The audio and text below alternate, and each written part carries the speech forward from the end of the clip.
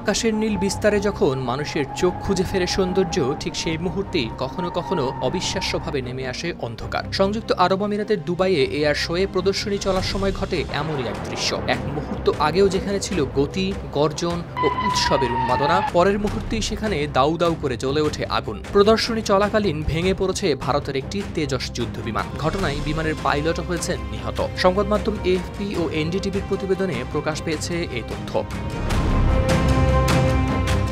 প্রতিবেদনে বলা হয়, ২১ নভেম্বর শুক্রবার স্থানীয় সময় ঠিক দুপুর ২টার কিছু পর আল মাকতুম আন্তর্জাতিক বিমানবন্দরের গরম রোদ মাটিতে কাঁপন ধরাচ্ছিল। দর্শকরা প্রত্যাশায় তাকিয়েছিলেন পরবর্তী প্রদর্শনীতে। ভারতের হিন্দুস্তান অ্যারোনটিক্স লিমিটেড তৈরি করে যুদ্ধ বিমান তেজস। তারা ভেবেছিল আকাশ জুড়ে রঙিন ধোঁয়া, তীব্র শব্দ, আকর্ষণীয় লুপিং সব মিলিয়ে দেখতে চলেছে এক দুর্দান্ত শো। কিন্তু সেই সময়ই ভেঙে পড়ে বিমানটি। এরপর আল মাকতুম আন্তর্জাতিক বিমানবন্দর চত্বর ঢেকে যায় কালো ধোঁয়ায়। সংবাদ সংস্থা এপির বরাত দিয়ে পিটিআই এর প্রতিবেদনে বলা হয়, স্থানীয় সময় দুপুর ২টা ১০ ভেঙে পড়ে বিমানটি। সোশ্যাল মিডিয়ায় ছড়িয়ে পড়া একটি ভিডিওতে দেখা যায় একটি যুদ্ধ বিমান নিয়ন্ত্রণ হারিয়ে ভেঙে পড়ছে। তারপর হতে দেখা যায় বিস্ফোরণ, দাউ দাউ করে জ্বলতে থাকে আগুন।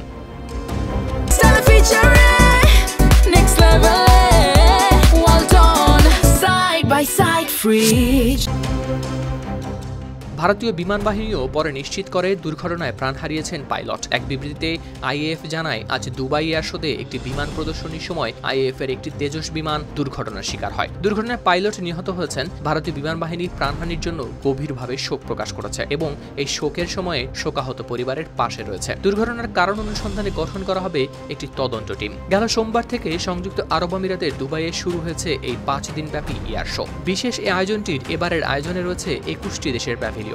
শেষ দিনের সূচি অনুযায়ী স্থানীয় সময় দুপুর ২টা ১৫ থেকে প্রদর্শনী শুরু হওয়ার কথা ছিল তেজস যুদ্ধ বিমানের। হাওলাদার শামীম, RTV।